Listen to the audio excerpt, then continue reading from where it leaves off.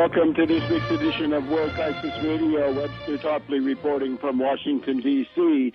We are World Crisis Radio, and these days we're also Mass Strike Radio. Mass Strike Radio, your headquarters for breaking news on the developments in the worldwide mass strike against Wall Street, the City of London, and finance capital in general. The yoke that is crushing the world under $1.5 quadrillion worth of bankrupt, kited derivatives that have got to be shredded, and that's one of your main demands. So we're going to have some updates from New York City on Occupy Wall Street. We're going to go to Spain and get a rundown on how the indignados of Madrid were led into the wilderness by foundation operatives and creepy facilitators, infiltrators with no names. We'll be getting that also from New York City. We've also got news on the Primary Obama Now website, which is up there. Primary Obama Now website. Take a look. Gives you, the people, a chance to decide who the Democratic nominee should be. And basically, since Obama refuses to allow anybody to come forward, the Democratic Party has strangled some candidacies behind the scenes. We feel sure this is your chance to vote. Vote at Primary Obama Now. Make your voice heard. It's the one way the American people, and indeed others, can speak about Obama. Now, the word is that there's fighting in downtown Tripoli, Libya. The armed resistance has taken another giant step forward against the vermin who are running the country. The Transitional National Council, the NATO agents, and al-Qaeda terrorists are now facing armed opposition inside a number of neighborhoods in Tripoli. That's about 2 months, just about 2 months minus a week or so, since the big NATO attack on Tripoli. But now let's take a quick look at the developments in the mass strike. Certainly, the paralysis has continued, the obsession with process.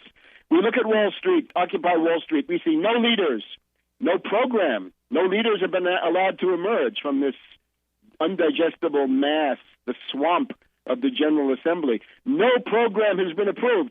The program should have been the first order of business. That should have been done in an hour or two with a fighting program of class-based demands.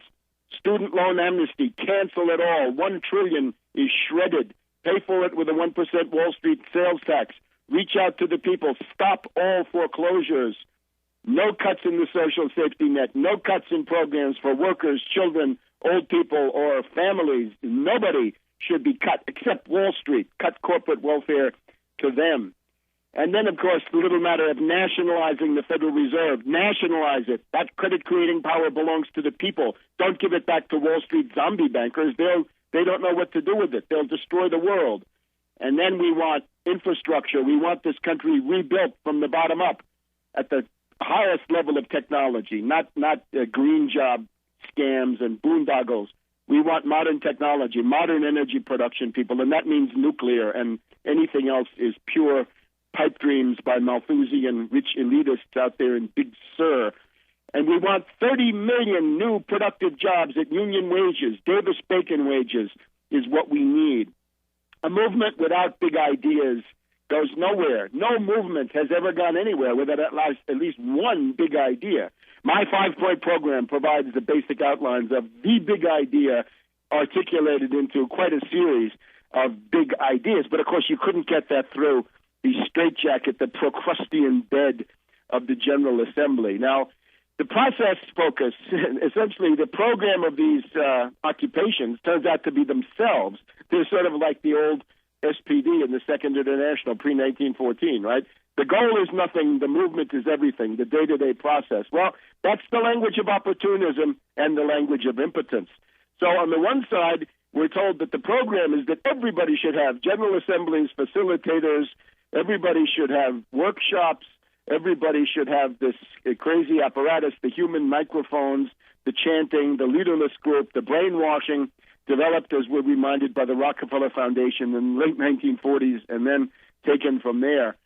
The process is, do we have to leave the site to get it cleaned, and do we have to fight to cross the Brooklyn Bridge?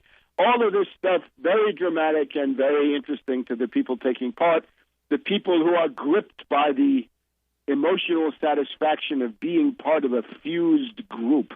We'll do a special number maybe next week on the fused group, because I've been in them, certainly. In 1968, at the corner of Michigan and Balbo, we had a fused group going. But the problem is that this inebriating and heady, though the experience is, this is not the substance of the mass strike, which has to be leadership, program, organization, mass struggle, and then winning. And that means winning means you take power, not some general or some Obama or some other faker from the Democratic Party. So right now the focus is Boston was kicked out of their site. Portland was kicked out of their site. Denver was kicked out of their site. New York says that they're holding on because they don't want their park fumigated. Well, the right-wing commentators are having a field day.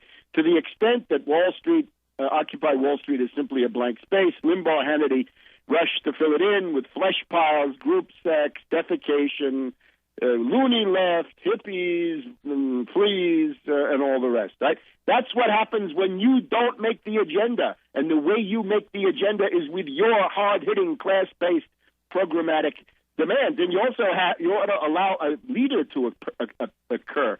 The idea here is that the facilitators, these creeps, these creepy, repulsive individuals like the one we saw in Atlanta, that leadership is simply a technical question of knowing the rules from Gelderloos and various manuals from Gene Sharp and the Albert Einstein Institute and other purveyors of color revolution. No, the dynamic between a mass leadership and the base and the broader public and concentric circles of radiating influence, this is the revolutionary process. And you're going to abort that by saying, no, we don't want leaders, we just want these creeps. And what does that lead to? Well, we saw it in Atlanta. The obvious thing is you have a demonstration that's made up largely of students and the unemployed. You got to reach out to other groups.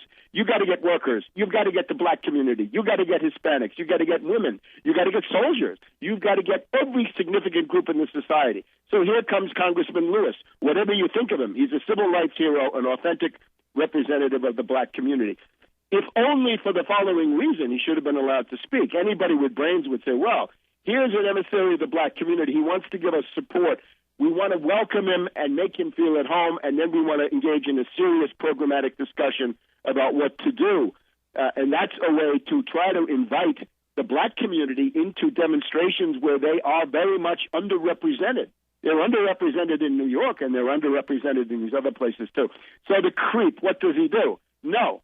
And the swamp, there's a majority that wants him to speak, but the anti-authoritarian Oedipal swamp is big enough to say, no, we stick to our agenda. So they rebuff him. That gets on the NBC Nightly News. That's a wonderful job. Congratulations on a big piece of prize political stupidity.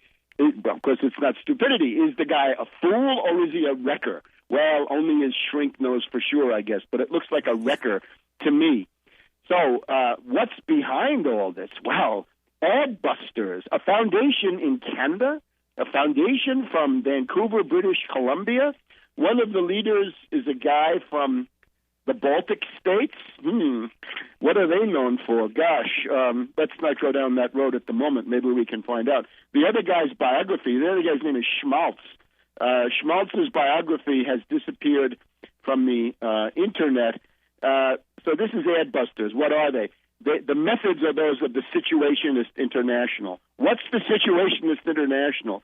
It's a group of washed-up French literary beatniks in the late 1950s who were put together by MI6, the SDEC, and NATO intelligence in general to be part, they're the creative wing, you might say, of the 1968 destabilization of General de Gaulle of France, that great national leader who was such a thorn in the side of NATO. So we're seeing the Situationist International ride again, their methods being used by Adbusters and the Passionaria Alexa O'Brien. But more about this in just a minute on World Crisis Radio, Mass Strike Radio.